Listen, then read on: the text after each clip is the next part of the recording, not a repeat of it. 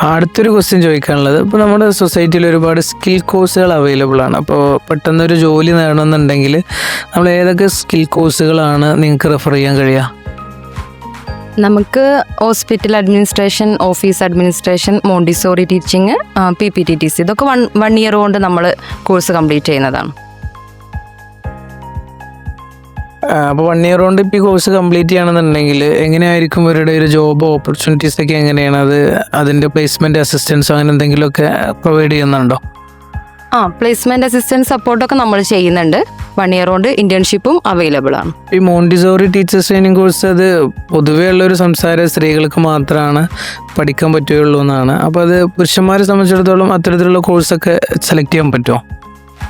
ചെയ്യാറുണ്ട്. ഇപ്പോൾ പുരുഷന്മാരും അഡ്മിഷൻ എടുത്ത് കോഴ്സ് കംപ്ലീറ്റ് ചെയ്തവരുണ്ട്. കാരണം കേരളത്തിനകത്തും പുറത്തും ഇത് ഒരുപാട് സാധ്യതയുള്ള കോഴ്സാണ്. ഇപ്പോൾ പുരുഷന്മാരായിക്കോട്ടെ സ്ത്രീകളായിക്കോട്ടെ ഒരുപോലെ ഇപ്പോൾ അഡ്മിഷൻ എടുക്കാറുണ്ട്.